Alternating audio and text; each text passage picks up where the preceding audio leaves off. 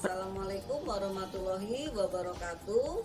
Selamat siang dan salam sejahtera untuk kita semua.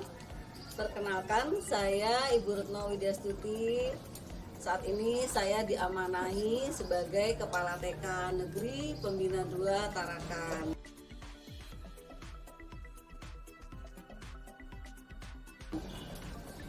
Saya dari kecil sudah senang membaca buku ya, karena orang tua selalu menyiapkan buku-buku bacaan di rumah.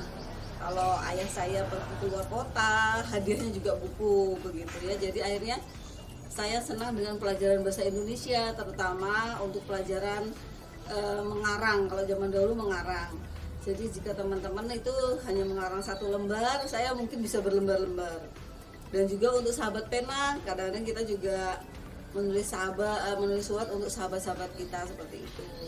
Pada waktu SMP sudah mulai belajar menulis puisi, membaca puisi. Ditambah lagi SMA sudah punya komunitas untuk vokal grup, untuk belajar menulis cerpen begitu, dan juga seni teater. Saya mencoba bergabung dengan beberapa komunitas menulis, baik online maupun offline. Dari beberapa komunitas itu akhirnya alhamdulillah saya dan juga teman-teman sudah menghasilkan beberapa buku antologi dan juga buku solo. Dan alhamdulillah juga sesuai dengan apa yang saya geluti saat ini, saya sudah mempunyai buku cerita anak bahasa, yaitu bahasa Tidung, dan saya beserta beberapa teman tim yang mengembangkan modul mulok.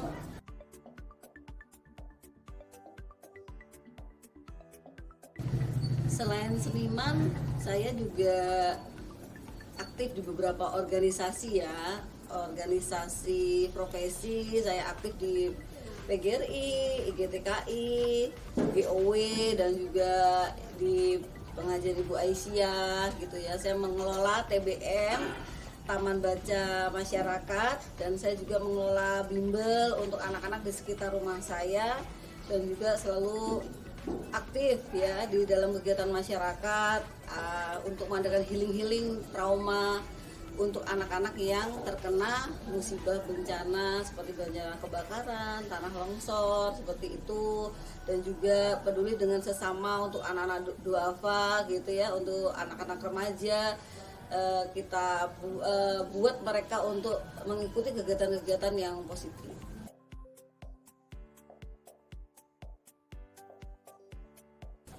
Karena menurut saya seni sastra itu adalah memang suatu aktivitas yang asik gitu ya. Kita bisa meluangkan waktu kita ya, waktu yang kosong itu dengan hal-hal yang bermanfaat. Kita bisa menuangkan apa yang kita rasakan, apa yang kita lihat, apa yang ingin kita katakan kepada dunia, sehingga bisa menjadi suatu tulisan. Karena tulisan nanti itu akan dapat dinikmati dengan banyak orang gitu ya. Dan harapannya saya nanti dengan aktivitas nulis itu akan menginspirasi orang lain juga untuk berkarya seperti itu.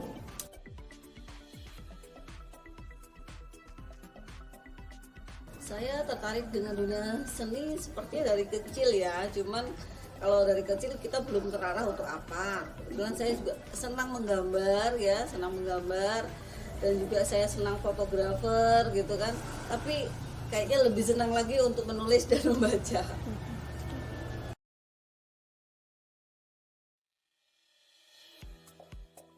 Ada beberapa buku antologi saya ini ya, saya dengan teman-teman nulis buku antologi ini dengan bimbingan online maupun offline.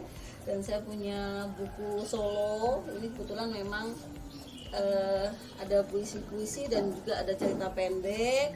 Dan ini kebetulan kemarin kita bekerja sama dengan kantor bahasa Kalimantan Timur. Alhamdulillah kita terpilih untuk dibukukan menjadi buku solo, yaitu di bahasa Tidung ya, ini Gus Iyadu. Dan ini adalah karya kami, saya selaku tim mulok pengembangan bahasa Tidung untuk jenjang PAUD seperti itu. Ini masih punya proyek satu lagi, membuat buku antologi bersama teman-teman offline itu mengenai cerita anak yang fabel gitu. Mudah-mudahan tahun ini bisa rilis.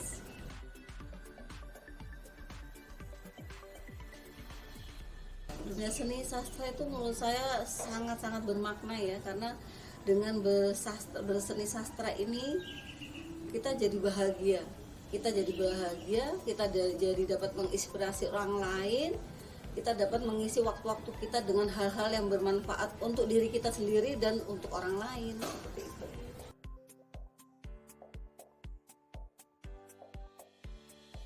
Iya, kita berkesenian harus selalu berkolaborasi dengan orang lain ya, karena kalau kita mau dihargai seni kita ya, apa yang kita hasilkan, kita pasti dong yang pertama kali harus menghargai karya orang lain. Dan kita juga sebagai seniman kita harus mau belajar dimanapun, kapanpun dan dengan siapapun juga. Jadi kita selalu butuh orang lain untuk berkolaborasi dan juga bisa mengupgrade diri kita. Apa-apa yang kurang kita bisa ambil dari teman-teman kita yang lain.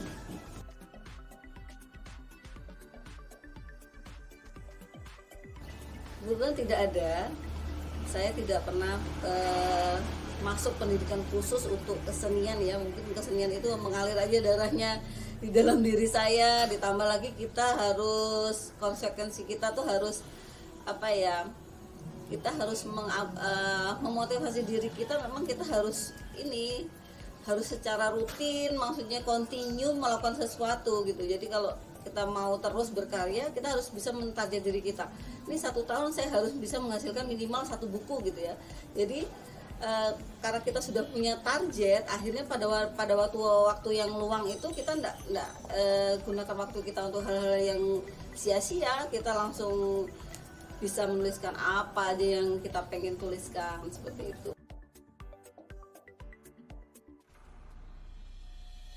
Dari yang manfaat yang saya peroleh dengan di dunia sastra ini, pertama saya dapat banyak teman, saya dapat mengupgrade diri saya dapat banyak informasi, saya juga dapat bisa berbagi kebaikan untuk banyak orang, seperti itu ya.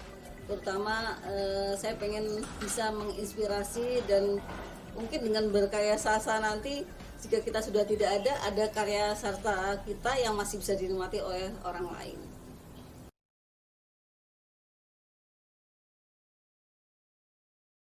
Seorang seniman itu sebenarnya tantangannya cuma satu ya, dia harus konsisten.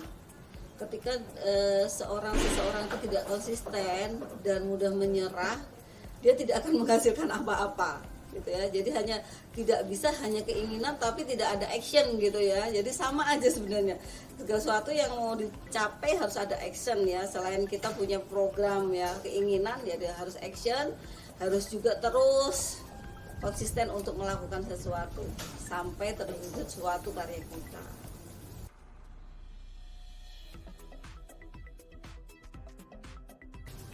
Inspirasi bisa kita dapatkan dari mana saja dan kapan saja ya, dari siapapun. Jadi kita harus selalu mengikuti perkembangan karena dunia ini berkembang ya. Jadi kita harus membuka semua peluang, tidak menutup diri ya. Jadi kita harus mau open minded untuk dapat mengupgrade diri.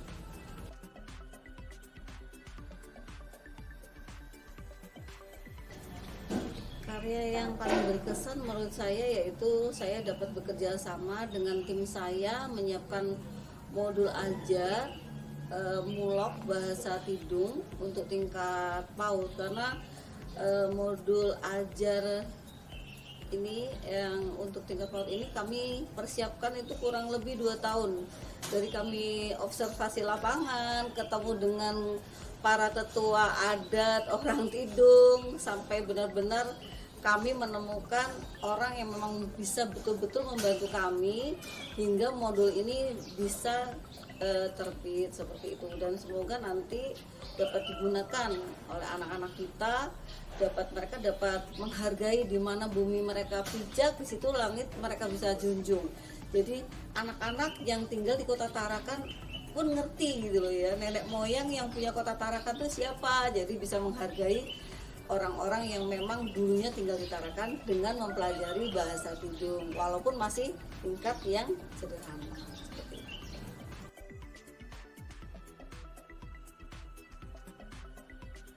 Setiap karya seni itu tidak sempurna ya, karena karya seni itu kan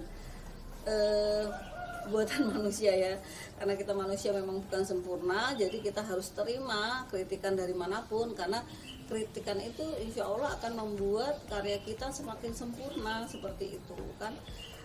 Kita harus menerima informasi dari manapun, jadi kita akhirnya mempunyai karya seni yang baik dan bisa diterima di masyarakat, terutama di zamannya.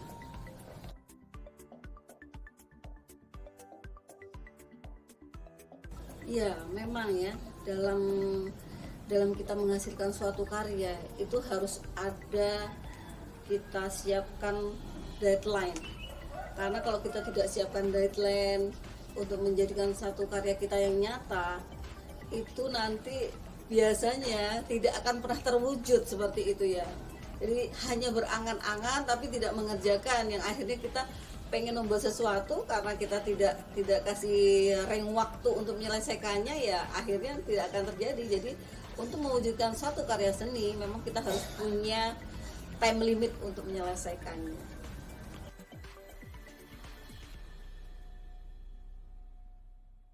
Dalam membuat suatu karya seni, saya harus memang benar-benar memilih dulu apa yang akan saya angkat.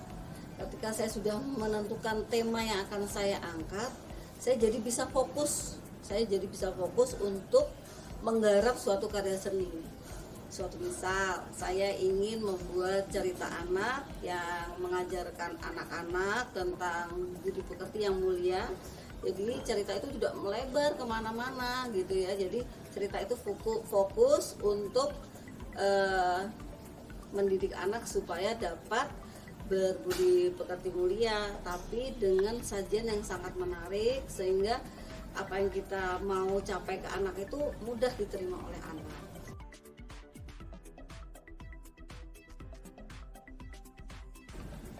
Alur karya seni cerita yang saya buat buku ya, terutama saya harus menemukan tema, lalu saya membuat kerangka. Dari kerangka itu akhirnya dapat kita isi dulu, nanti akhirnya kita dapat susun di mana awalnya, di mana isinya, di mana klimaknya, dan akhirnya terselesaikan masalahnya dengan baik seperti itu. Jadi di dalam suatu cerita kita juga harus masukkan sesuatu yang menantang, yang menarik, ya, membuat penasaran, sehingga pembaca itu akan tertarik dan penasaran terus hingga menyelesaikan isi cerita itu.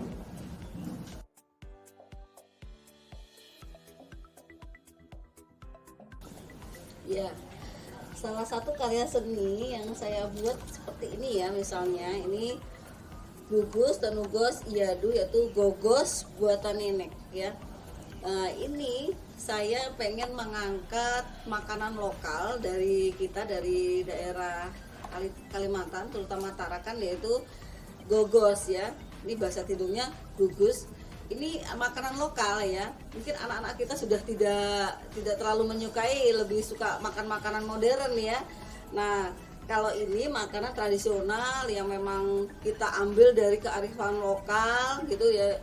Isinya bukan seperti ayam atau daging, tapi gogos ini atau lemper gitu ya, yang isinya udang ebi. Yang udang ebi itu memang banyak di perairan kita. Jadi anak-anak kita kenalkan bahan-bahannya apa, cara membuatnya, dan kandungan apa yang terdapat di makanan ini. Makanan lokal, makanan zaman dahulu yang memang penuh dengan gizi seperti itu. Dan saya di sini mengangkat dengan dua bahasa Tidung dan juga bahasa Indonesia, dengan bahasa yang sederhana karena memang ini untuk jenjang anak usia dini.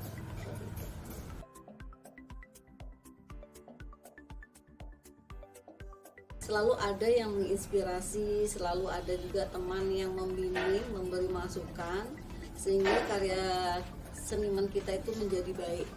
Karena tanpa masukan, tanpa bimbingan, tanpa kritik-kritik, saya yakin semua tidak akan jadi seperti saat ini.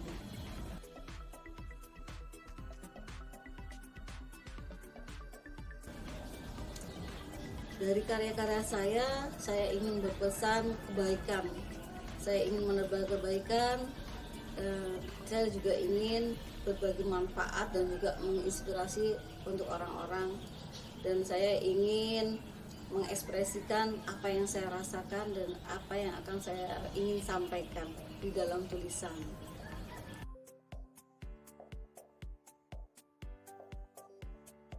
Sebuah karya itu bisa ditentukan oleh diri penciptanya ya. Jadi dia harus konsisten, dia harus menentukan deadline-nya kapan karya sastra itu jadi dan bisa dinikmatin oleh orang banyak.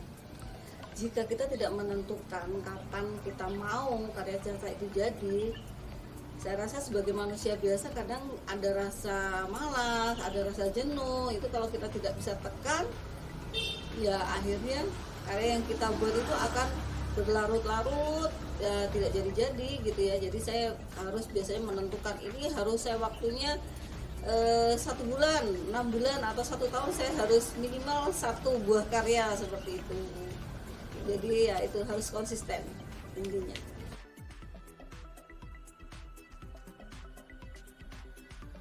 Kegiatan seni yang selama ini saya lakukan dengan teman-teman, kami punya komunitas teater ya, komunitas teater bersama teman-teman guru juga masyarakat gitu, komunitas menulis dengan teman-teman gitu ya, ada juga fotografer dan juga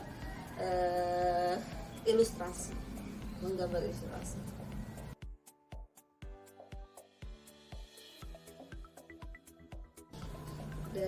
Dari beberapa karya yang kita hasilkan, mungkin kita bisa mengevaluasi diri kita ya, kemampuan kita dan mutu karya sastra kita itu bukan berpatokan dengan diri kita ya, tapi kita harus bandingkan dengan orang lain seperti itu ya, bagaimana penguasaan bahasa dan lain sebagainya, penyajiannya.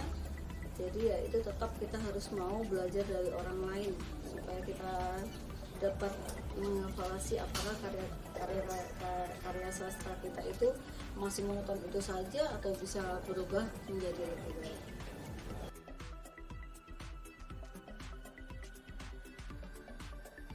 Kepada penikmat seni, menurut saya mulailah berkarya. Jadi tidak hanya menikmati karya orang lain, saya rasa semua orang bisa. Saya rasa semua orang pasti punya kemampuan untuk apa saja, untuk menuangkan ide-ide dalam dirinya.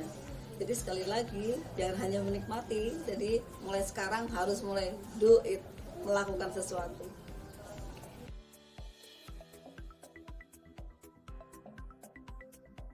Untuk 1 tahun, 2 tahun ke depan mungkin saya mau tetap konsisten menulis, saya mau tetap konsisten untuk belajar fotografi dan juga ya sedikit lah tetap belajar untuk menggambar ilustrasi, karena itu kayaknya udah passion.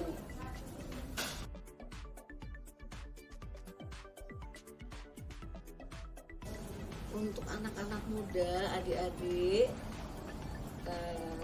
saya berharap jangan berhenti untuk terus belajar, jangan berhenti untuk mengekspresikan dirimu, apalagi takut ya untuk melakukan sesuatu ya, karena dari tidak ada kita menjadi ada, dari tidak bisa menjadi bisa kalau kita mau kita punya keinginan yang kuat untuk melakukan sesuatu.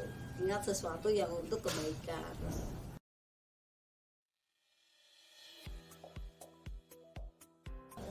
Untuk mempertahankan karya seni, sekali lagi ya, kita harus konsisten ya. Rasa malas tentu ada, tapi harus kita tekan.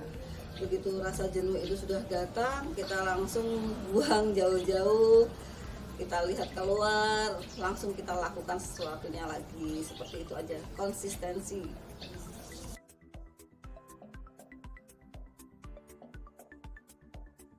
Perkembangan seni saat ini sangat luar biasa ya, apalagi ditambah dengan ini ya kemajuan digital ya, segala sesuatunya lebih mudah. Yang dari dulunya kita harus menulis, mengetik manual, nah sekarang semuanya sudah mudah. Jadi dengan adanya kemudahan saat ini, saya harap teman-teman yang muda-muda ini harus lebih produktif untuk melakukan sesuatu, terutama atau spesialnya untuk menghasilkan suatu karya seni.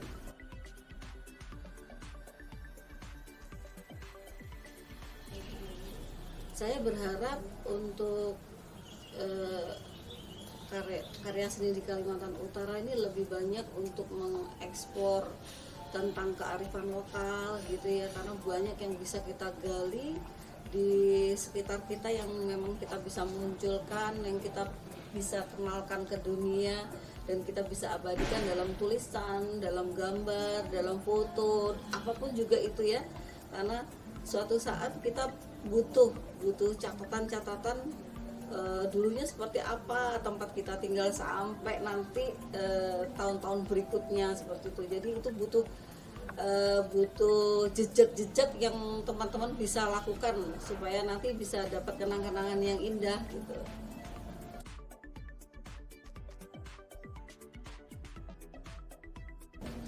Keuntungannya satu, kita dapat menghibur diri ya, dapat bahagia dengan mengekspresikan diri dengan karya seni. Itu kita mendapat kebahagiaan tertentu gitu ya, kepuasan batin gitu ya.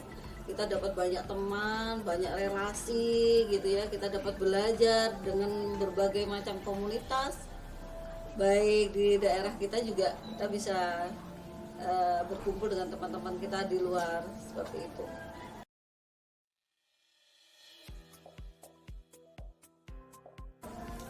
Hal tersulit dalam diri seniman itu adalah untuk melawan dirinya sendiri sebenarnya. Melawan dirinya sendiri untuk terus mau mewujudkan karyanya. Karena motivasi itu yang paling utama adalah dari diri sendiri. Selain juga memang dari faktor luar banyak juga, tapi terutama harus dari diri sendiri. Kita harus memang punya kemauan yang kuat.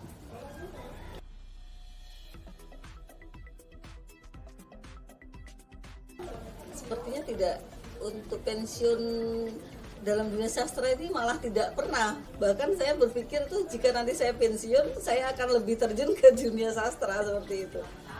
Kayaknya nggak ada endingnya.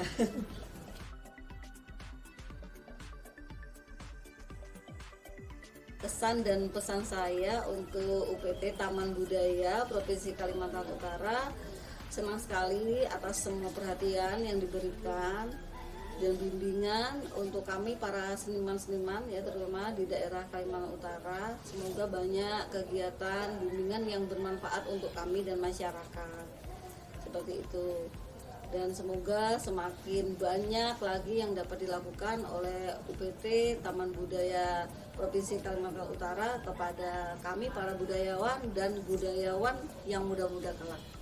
Terus sukses. Baiklah, saya akhiri semua yang saya sampaikan, semoga dapat menjadikan inspirasi buat teman-teman semua. Assalamualaikum warahmatullahi wabarakatuh, dan salam sejahtera untuk kita semua.